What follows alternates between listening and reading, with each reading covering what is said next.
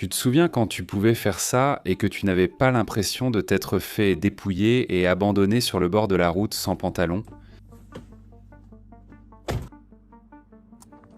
Je pourrais avoir un latte à la citrouille épicée? Oui, bien sûr, tu le veux chaud ou glacé? Chaud, s'il te plaît. Autre chose?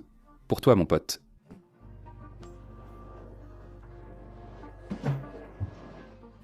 Tu ferais mieux de payer pour le premier.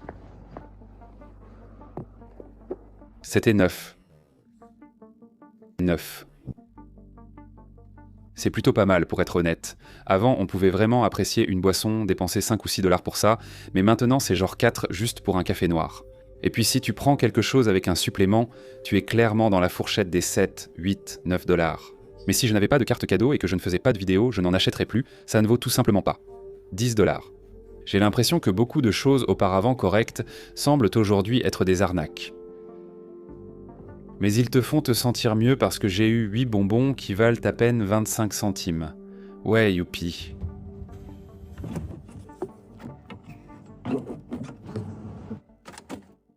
L'effet DoorDash est simple et amusant. Laisse-moi t'expliquer quelques calculs rapidement. Pour compenser les frais de commission, DoorDash facture au restaurant une commission sur chaque commande qui varie entre 15 et 30%. Et donc, pour compenser cela, les restaurants augmentent en fait les prix. Donc c'est environ 25% plus cher sur des plateformes comme DoorDash. En plus, il y a souvent des frais de livraison, un pourboire au livreur et des frais de service. Parfois, s'il s'agit d'une petite commande, il y aura des frais pour petite commande. Et donc très souvent, vous payez entre 30 et 100 de plus que si vous alliez simplement acheter la nourriture au restaurant. Avant, c'était quelque chose de pratique, mais c'est devenu complètement fou. La plupart du temps, avec la livraison, ça ne vaut presque plus le coup. Mais tant qu'on parle de nourriture, aller au restaurant non plus, ça ne vaut plus le coup. Pour la plupart, surtout dans les restaurants où l'on s'assoit, non seulement les prix des plats ne cessent donc d'augmenter, mais en général, il faut compter entre 16 et 20 euros juste pour un hamburger dans un restaurant où l'on s'assoit. Et en plus de ça, ça prend plus de temps que si je faisais un hamburger chez moi. C'est pour cela que je pense qu'on n'est pas allé s'asseoir dans un restaurant depuis près de 6 mois et qu'on y va rarement chaque année. À ce stade, ça prend juste une éternité. Le prix est fou et puis il y a encore pire que le prix de la nourriture, c'est les suppléments. Pour les boissons, choisis un martini à 14 euros ou un soda café à 3 ou 5 euros. C'est avec ces suppléments qu'ils font beaucoup de leur argent et franchement, ça ne vaut plus du tout le coup. Avant, 2 personnes pouvaient dîner pour 40 dollars et bien manger. Et maintenant, si tu prends une boisson chacun et un vrai dîner assis n'importe où, ça va probablement te coûter entre 75 et 100 dollars. Ces 5 à 10 dernières années, les prix ont doublé et la quantité de nourriture a un peu baissé. Attends une minute, regarde sous ton siège, c'est une nouvelle voiture? Non, sérieusement, les voitures neuves ne valent vraiment pas le coup. Elles perdent 20% de leur valeur dès la sortie du concessionnaire. Ainsi, pour une voiture à 48 000, tu perds 9 600 rien qu'en quittant le parking. Si tu as beaucoup financé la voiture, tu es sûrement déjà en négatif. J'apprécie les voitures âgées d'environ 5 ans car elles ont déjà bien perdu en valeur sans nécessité de réparation. Tu la conduis 2 ou 3 ans, tu la revends avant qu'elle ait un besoin de réparation, puis tu recommences. C'est notre méthode. Elles gardent alors la majeure partie de leur valeur. Donc tu peux la revendre à peu près au prix où tu l'as achetée et tu as une somme d'argent que tu continues simplement à réinvestir dans de nouvelles voitures. Cela conduit à une autre chose qui ne vaut plus la peine, utiliser le crédit aujourd'hui. C'était quelque chose qui, à mon avis, était nécessaire à l'époque quand tu avais un crédit chez le commerçant du coin ou quelque chose comme ça. Mais on en est arrivé au point où littéralement tout propose une option de financement. Il parle même de créer des prêts hypothécaires sur 50 ans maintenant. Tu peux utiliser Affirm et payer en plusieurs fois pour absolument tout. Et j'ai vu ça détruire la vie de certaines personnes où elles achètent des choses qu'elles ne peuvent pas se permettre juste parce qu'il y a une option de financement. N'achète rien que tu ne peux payer en espèces et n'utilise ta carte de crédit que si tu peux la rembourser chaque mois. Si tu perds 30 sur ton argent, tu perds 20 sur ton argent. C'est comme perdre une somme dont tu pourrais seulement rêver de gagner en bourse. Comme une nouvelle paire de chaussures, genre non seulement tu payes 100 euros pour une paire de chaussures, mais en plus tu payes 30 euros de plus en intérêt. C'est fou. Personnellement, j'ai uniquement un prêt immobilier contracté. Quand les taux étaient à bas, maintenant ils sont plus élevés. Je vais sans doute essayer de le rembourser, mais pour une voiture ou autre bien, je ne l'achèterai pas. Je m'en passerai si je ne peux pas le payer comptant, parce que ça devient vraiment incontrôlable. Obsolescence programmée. Obsolescence. Honnêtement, j'ai essayé de le dire tellement de fois, je n'y arrive tout simplement pas. Voilà. Ça se passe à une vitesse folle. Avant, on pouvait acheter quelque chose et ça fonctionnait pendant 5 ans, 10 ans. Vous achetiez, vous savez, une machine à laver, elle marchait pendant 30 ans. Et maintenant, les choses ne sont conçues mais pour tomber en panne très rapidement, et je pense que c'est particulièrement vrai quand il s'agit de notre technologie.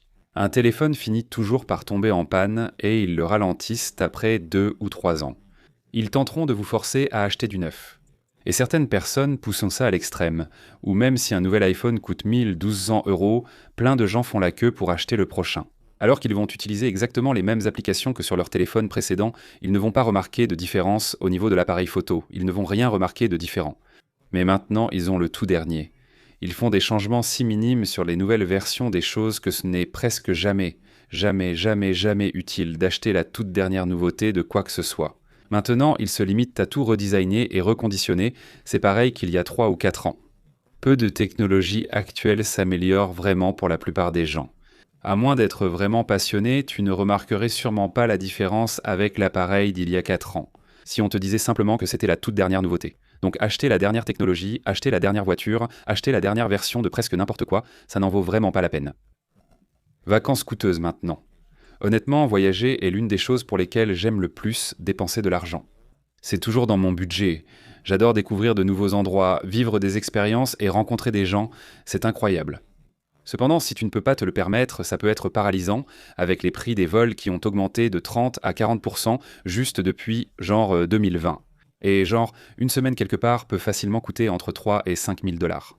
Si tu gagnes 50 000 par an, alors tu dépenses 10% de ton revenu pour une semaine quelque part, ou plus probablement, tu t'endettes à cause de ça. Quel est le prix d'un séjour à Disney en 2025? Je ne sais pas. Donc ça va probablement nous coûter autour de 8 000, je dirais. Ça représente combien de jours dans les parcs? Ça fait 8 jours au parc. 8 jours dans le parc, donc environ 1 000 dollars par jour, tout compris. Surtout, les voyages de luxe sont devenus tellement hors de prix que ça n'en vaut presque plus la peine. Et surtout, ma femme et moi avons découvert qu'on aimait vraiment voyager en dépensant très peu d'argent. Se promener, explorer, manger dans de petits commerces, éviter les lieux de luxe et rester tranquille, c'est souvent bien plus agréable pour nous. Et dépenser 5 ou 10% de son revenu en une semaine, à moins d'avoir un taux d'épargne de 30 à 50%, c'est un peu fou. L'Américain moyen ne peut pas faire face à une dépense d'urgence de 1 000 dollars, mais dépense pourtant des milliers chaque année en voyage.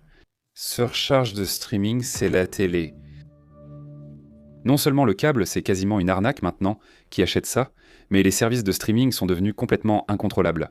Avant, c'était pratique, et maintenant, ils font juste tourner les différentes séries que tu veux regarder sur différentes plateformes. C'est quasiment juste une combine où ils essaient de te faire t'abonner à 5 services différents. Comme ça, tu dépenses 1 000 euros par an pour streamer une ou deux choses que tu veux vraiment regarder. J'en ai vraiment eu marre de ça, et maintenant, on essaie de se limiter à un seul service de streaming à la fois, parfois 2. Mais on ne fait pas tout, on ne fait pas. Le Peacock, le Hulu, le Netflix, l'Amazon Prime, le HBO Max, l'Apple Plus et tous les autres, peu importe lesquels. Tu n'as pas besoin de tous, je n'ai pas besoin de tous, personne n'a besoin de tous, et pourtant, la plupart des gens en ont la plupart. Surfinancé. Mariage et événements. Le mariage moyen coûte maintenant environ 35 000 pour une seule journée de ta vie. Je tombe aussi malade. Si tu ne l'entends pas, je te le dis. L'argent est souvent la principale cause de divorce. Commencer ta vie financière avec quelqu'un par le plus gros achat de ta vie pour une seule journée, c'est assez stupide pour la plupart des gens, pas pour tout le monde. Mais je dirais que c'est idiot de risquer ton mariage pour une seule journée, tu sais, dès le début. Et on va s'endetter de 30 000 ou on va avoir 30 000 de moins dans notre fonds d'urgence, nos comptes de retraite ou notre apport pour la maison. Juste pour qu'on puisse avoir cette journée vraiment spéciale et frimer devant nos amis ou faire je ne sais quoi. Ce n'est pas un problème d'avoir tout ça si tu peux te le permettre sans difficulté financière. Mais débuter sa vie à deux en s'endettant, et encore la pire la première cause de divorce, je trouve ça fou. C'est le principal argument de vente si tu dépenses comme un an 3 000 pour des photos et 2 000 pour les fleurs. Comme toutes ces choses qui s'ajoutent encore et encore, ça a vraiment complètement dégénéré. C'est devenu une telle industrie maintenant où les gens achètent de façon émotionnelle pour les mariages. Je suis contre. Si ton objectif est le bonheur et la stabilité financière, je ne sais pas. C'est mon avis. Chacun est différent, mais on a dépensé environ 2 000 et on s'est marié en passant un bon moment. Donc c'est un peu ça le but, même si je veux être juste ici. On prévoit de faire quelque chose pour notre 10e anniversaire et d'y consacrer plus d'argent. On peut maintenant dépenser cet argent sans s'endetter, alors qu'avant, dépenser 30 000 aurait ruiné nos vies. Sans ma première location, je n'aurais pas quitté mon travail, on n'aurait pas investi. Meredith travaillerait encore. On aurait probablement dû retarder le fait d'avoir des enfants ou être dans une situation financière bien pire. Ça aurait détruit nos vies. Alors faites ce que vous voulez, mais personnellement, je suis contre le fait de trop travailler. C'est bien plus difficile que nécessaire, sans raison. Et en parlant de paresse, la restauration rapide était autrefois bon marché. Je me souviens quand on pouvait avoir un sandwich pour $1. Tu t'en souviens ? Tu te rappelles quand les frites avaient 3 ingrédients, pas 14 ? Maintenant, il y en a 28. Je ne sais pas, aller chez McDonald's maintenant, surtout que je n'y suis pas allé depuis 10 ans. Ça peut coûter $15 pour une nourriture médiocre. Ce qui était autrefois bon marché et pratique est maintenant seulement cher et pratique. Je pense qu'il est plus important que jamais d'adopter des habitudes économes, d'apprendre à cuisiner chez soi et d'agir ainsi. Si vous voulez une liste d'environ 50 façons différentes d'économiser de l'argent, je l'ai mise ci-dessous, c'est un PDF gratuit. Mais ce sont simplement des choses pratiques pour vraiment économiser de l'argent, parce que les choses qui étaient autrefois moins chères et permettaient d'économiser de l'argent ne le sont plus aujourd'hui. Les gadgets de cuisine haut de gamme. Certains éléments de qualité sont essentiels dans votre cuisine. Mais il y a tellement de choses à usage unique maintenant qu'ils ont inventé de toutes pièces, dont nous n'avons tout simplement pas besoin. Vous aurez sans doute besoin de 2 poêles, et 1 ou 2 casseroles. Si vous faites beaucoup de pâtisserie, vous aurez peut-être besoin d'un robot de cuisine, mais ça devient vraiment exagéré. Où va-t-on ? Maintenant, vous avez une machine à pâte et une machine à pain. Vous avez une friteuse à air, une classique, une mijoteuse, un cuiseur à riz et un autocuiseur comme ceux-là. Ce sont la même chose, je crois. Mais ils continuent d'inventer de nouveaux gadgets de cuisine à la mode qui répondent à un besoin très spécifique. Alors que genre 98% du temps vous n'allez pas utiliser ce truc, il va rester rangé. Donc ayez juste quelques objets de qualité qui font la plupart de ce dont vous avez besoin, n'achetez pas le reste. Ça ne vaut pas le coup.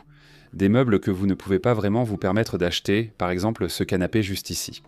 Heureusement il était déjà là, car on n'achèterait jamais ça. Aujourd'hui ce n'est plus si étrange dans un nouvel appartement ou une maison. De sortir et de dépenser 20 000 pour financer tous les meubles de leur maison. Juste parce que le magasin propose un taux à 0%. Tu te dis, 0 en fait ce n'est pas mal, mais tu as quand même dépensé 2,0000. Je sais que c'est déprimant, surtout avec des enfants. On choisit souvent des choses qui ne risquent pas de casser. C'est comme du bois massif et c'est facile à nettoyer. On aurait aussi facilement pu dépenser 5 fois plus pour des chaises très similaires sur lesquelles on s'assoit aussi pour manger. Avoir de beaux meubles n'est pas un problème, mais si tu ne peux pas les payer comptant ou si tu dépenses de trop, cela pose souci. Leur taux à 0% vise juste à te faire dépenser plus. Ce n'est pas une bonne raison ni une justification. C'est juste un truc sur lequel tu t'assois qui mène à ton téléphone. Je pense qu'ils ont vraiment trouvé comment soutirer chaque dollar possible à la plupart des gens. Si tu joues à n'importe quel jeu gratuit sur ton téléphone, il y a tellement de façons. Ils essaient juste de te piéger pour que tu dépenses de l'argent. C'est tout leur objectif, c'est comme ça qu'ils survivent. Ça a du sens, mais si tu te fais avoir comme moi avant, il est temps de laisser tomber ça.